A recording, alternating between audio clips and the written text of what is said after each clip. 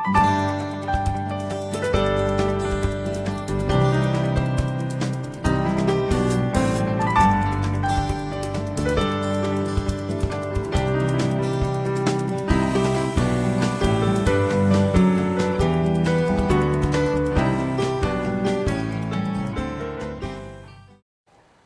kamong tanan mga kaigsunan ug happy Sabat kaninyo ug bisang asa kamong dapita sa tibok kalibutan, tibok Pilipinas ug sa Mindanao ug sa bisan asang dapita nga kapupud ang nagsunod sa atong tulumanon panimbaho karong adlaw.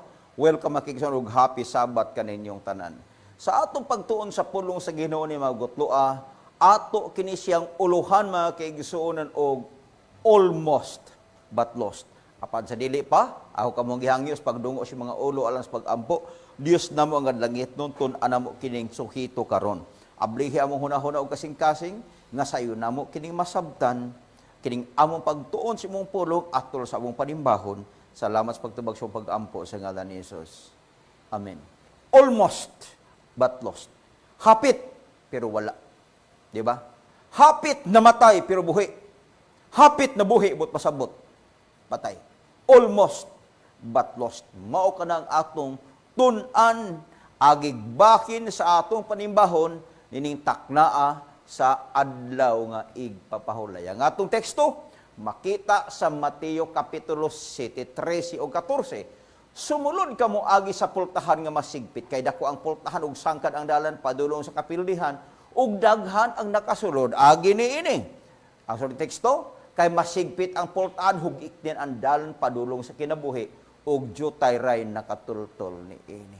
Ni ining ato kinabuhi, may duha kadalan nga imong sundon.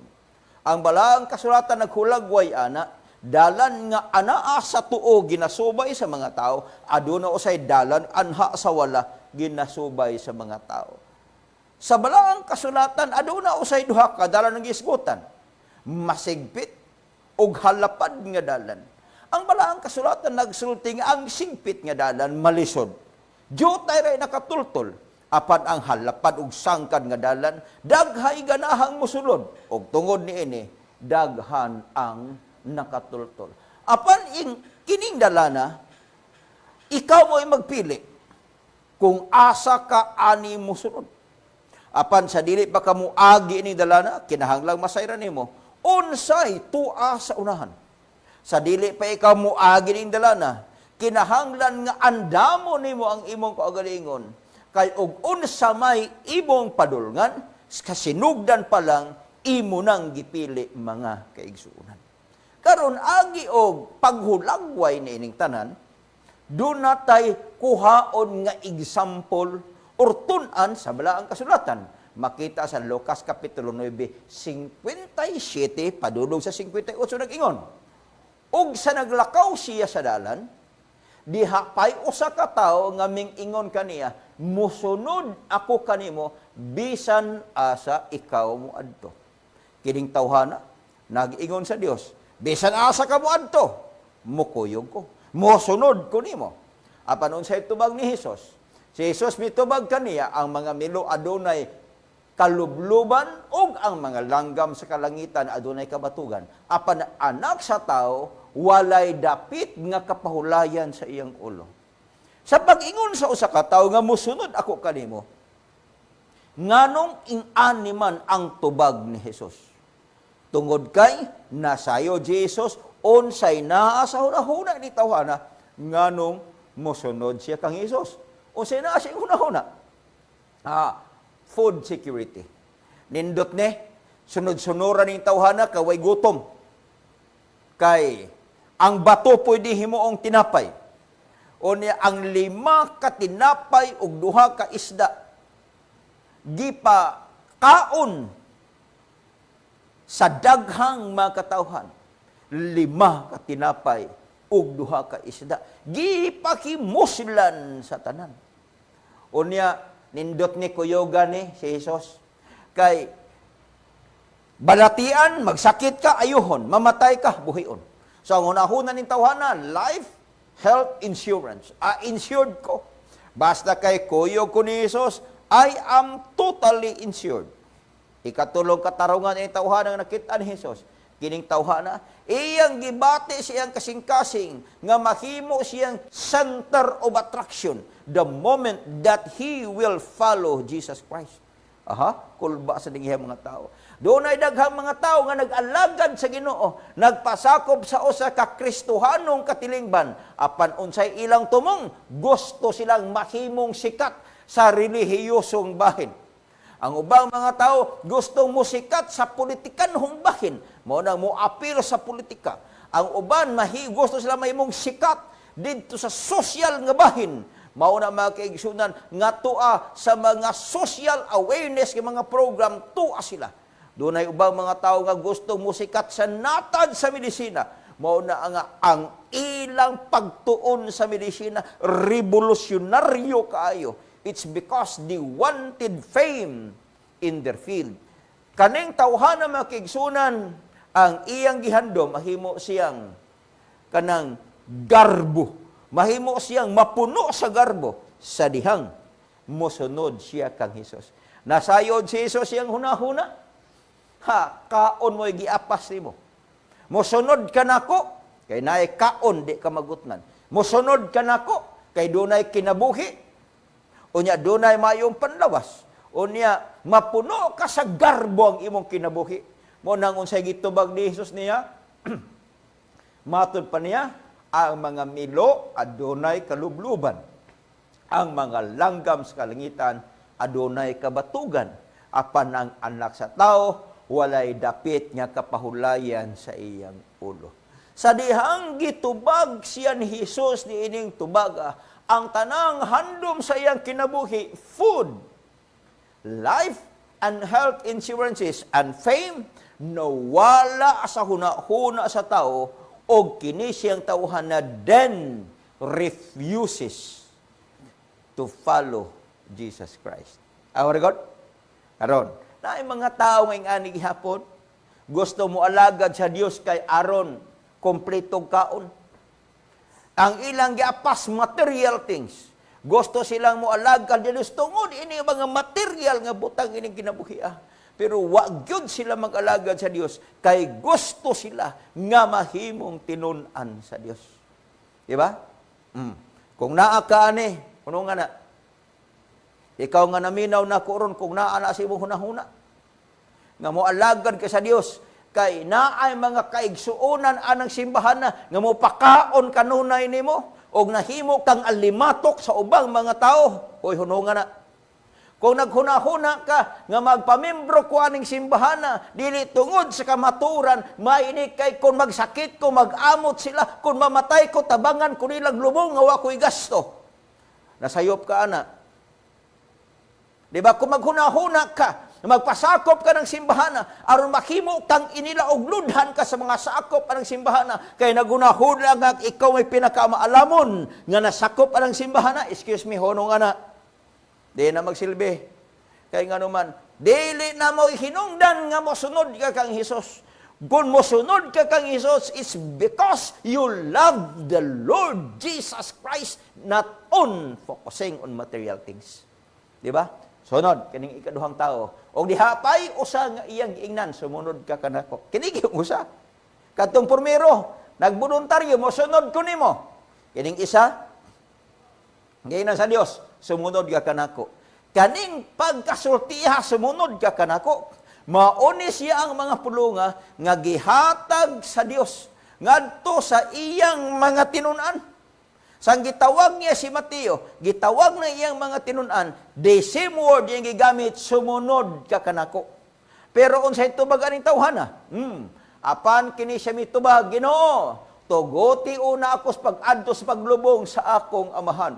Unsa iyang ingon? Why problema, Lord? I will follow you, but first, tuguti sa ako, nga mo adto sa ako muuli, kay ilubong sa nako ang akong amahan, kay mabaho man to o dili malubong. Unsay tubag ni Kristo?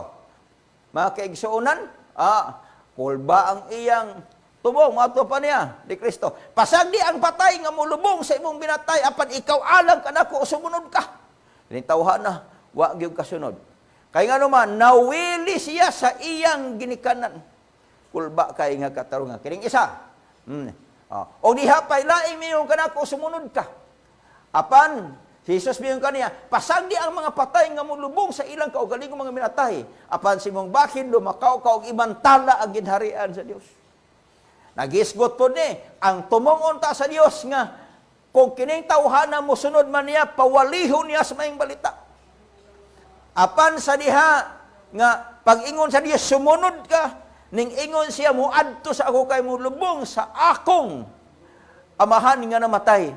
Buot ipasabot niya kining tawhana, dili pagid siya ready, dili pagid siya komitido nga mosunod sa Ginoo pinagis pagsalikway sa tanang mga butang.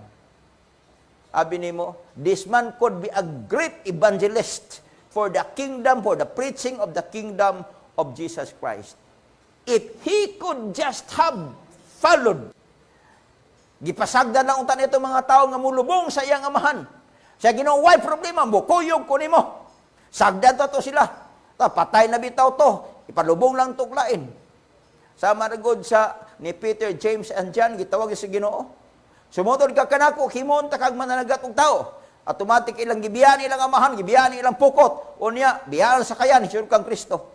Wala gyud nila gi-after ang mga material things, but they were very anxious in following the Lord Jesus Christ. Kining tawhana, he could have been a great evangelist for the kingdom of God. Kung iya lang gyud untang gidawat, gibiyaan ang iyang amahan, mga kaigsuunan, nga patay na.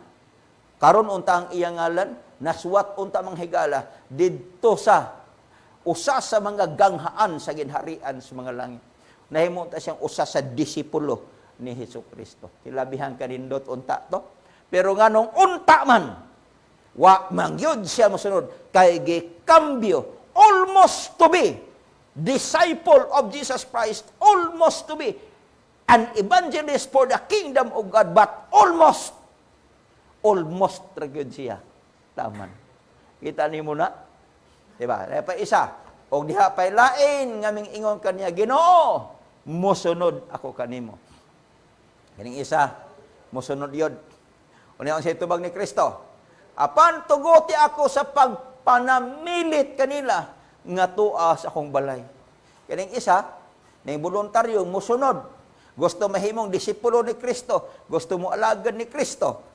Pero abi nimo, nananghid pa siya nga mo tuguti sa ako, nga mo adto sa akong balay kay mananghid sa ako, nga mo sunod ko nimo, mo alagad ko nimo. Sa inan ka na unsay tubag sa Dios. Nakita sa Dios ang tawhana, God sees this man as a potential to be one of His disciples. O niya, and to be in His kingdom, nakita ni sa Dios. Pero, may potential, pero, ang nahitabo, mananghid sa siya. Kining tawhana, mga kaigsunan, this man sees assurance of salvation in Jesus Christ. Nakita niya ang kaluwasan nga naa kang Kristo, but, unsa may nakabata na, he was dependent on the decision of his parents, relatives, and close friends. Sige, musunod ko nimo, okay na. Musunod ko nimo Ginoo, pero mananghid sa ako sa akong ginikanan, sa akong mga kapamilya, ug sa akong mga higala. Diba? Almost ning tawhana. Almost to be, but lost. Well, almost, but lost. Nga naman, doon ay usa ka tawo nga nagtambong sa evangelistic series. Duha ka semana. Sa diha nga nahuman ang duha ka semana niyang tambong, ako siyang giingnan, then what will be your decision? And siya, Pastor, I want to be baptized this coming Sabbath, but permit me tuguti sa ako nga muuli sa ako sa amo kay mananghid ko sa akong ginikanan. Ako siyang giingnan, ayaw na lag pabautismo kay kun ang basihan nimo ang decision sa imong ginikanan nga wala sila makatambong ining seminara, wala sila kahibalo sa kamatuoran, they will never permit you to be baptized this coming Sabbath. Insya sulayan na ako, Pastor, ko sulay. And mark my word, Pag abot dito, siya giingon sa iyang ginikanan, I don't want you to be baptized. Hingbalik siya. Iyon siya, pastor, dili mo sugot ang akong ginikanan nga magpabautismo ko. Ako siya nginayin ko, di ba nag-ingon ko nimo? Kay kun magdesisyon kang moalagad sa Ginoo, unya ipananghid pa nimo kang Poncio Pilato, ako kang ingnon, gamhan ni Satanas ang ilang ulo nga dili mo sugot. It's because unsay katanaw nga nana, Satan wanted you to be lost. Mabitaw ng bangasawa, unya ang magpili sa asawa ang mga ginikanan o ang mga parente, pabutaran sa murag magplebisito. Tsa-tsa! Ay ako mong ingnon, imposible. Mao na nga daghan sa mga tao, mualagad sa Dios, unya mo mananghid pas ginikanan, mananghid sa parente, mananghid sa ilang mga higala, hay sugin lang talang ka, almost na, but you will be lost. Mao na katarungan, anak. Muna, kamo diha nga gusto mo alagad sa Dios. Every one of you who hears this message this morning and you wanted to be in heaven, never ask the decision of someone else. Ayaw kananang kuha ang desisyon ni Poncio Pilato. Mananghid pa kas mayor, mananghid kas gobernador, mananghid kas pare, mananghid kas pastor, mananghid ka ni bisan kinsa aron ka baka tugutan ka. Kay kung tugutan ka, iha pa ka mo alagad sa Ginoo. Sugin lang talang ka. If you wanted go to heaven, it is your personal decision, not for the approval of everybody in the community. Butan na siyang ulo. Mo na tinuod mga kaigsunan. Karon, kung saan hitabo, nga pag-iisa nga, nindot kayo mga kaigsunan, dependensya, o si Jesus mitubag kaniya. Walay tao nga angayan, alang sa ginharian sa Dios. Kung kinisiya, sa pagkupot niya sa daro, mulingi pasloyo. Way tao nga angayan sa ginharian sa langit, nga human ka na hibalos ka matuoran, mananghid pa ka sa imong silingan, mananghid ka sa imong parente, mananghid ka sa imong ginikanan, kay kung musugot sila, iha pa ka mo alagad. Mo nag-ingong nga ning lingi sa loyo, nakakupot na unta kas daro, sibot pasabot, naanaunta sa imong kamot, ang kinabuhi nga walay katapusan, apan imo pagyong buhian, kay mananghid pa ka, mulingi pa ka, kung kinsa tungto ang mga tao, nga mo pabor sa imong desisyon, nga mo alagad ka sa Dios. Muna'y dili mayo hunahon mga igsuon, kung imo na siyang tanawon. Karon, tanawa ang giingon sa Lucas 17:32, hinumdumin niyo ang asawa ni Lot. Unsa man gyoy problema sa asawa ni Lot, unsa man gyoy iyang bikil sa kinabuhi, ngano nga nahimo man siyang asin, gitugon sila sa amalulunda, ayaw og lingi. Apan sa dihang nagsilaob ng Sodoma Gomora, hinglingi ang asawa ni Lot. Og maunay hinungdan nga nag-ingon ni Kristo sa pagpahigmat ngon, hinomdominin niyo ang asawa ni Lot. Ngano man, adia. Apan ang asawa ni Lot didto sa ulahi milingi sa likod niya. Og nahimo siya nga haligi nga asin. Ang paglingi sa likod, ang pananghid mo sa mga tao mo alagad ka sa Dios. Ang imong pagkonsulta kang bisan kinsa, nga wa ka magbaton sa imong kaugalingong desisyon alang sa imong kaligod, kay ipananghid pa nimo sa mga tao nga bisag asa ni kinabuhi, maunay makababag sa imong You will almost na yung kataman. And the end of this, you will be lost. Maunay problema diha. Diba? Almost but lost. Mga kaigsunan, hilabihan gud ka problemado pag-ayo. Niya pa isa nga giingon sa Lucas 9:23 o 24 og siya ming kanila. O kon buot mo sunod kanako, kinahanglan magdumili sa iyang kaugalingon, mupasaan sa iyang cross matag adlaw ug magsunod kanako. If you wanted to follow me, ingon si Jesus Christ, kinahanglan, you must deny yourself. And you must have to carry the burden. Every day, you must take up my cross, your cross, and follow me. Muna mga kaigsuunan, kung magusto ka mo adto ginharian sa mga langit, imo ng desisyon. Di mo na ikatapil sa ubang mga tao. If you wanted to be saved, there is only one person that could decide that it is only you. Dili pwede nga mo desisyon ka, nga pangayuan pa mo, magplebisito pa ang tibuok kalibutan, whether or not you will be baptized, whether or not mo alagad ka sa Ginoo. Kaya di gina sila manugot.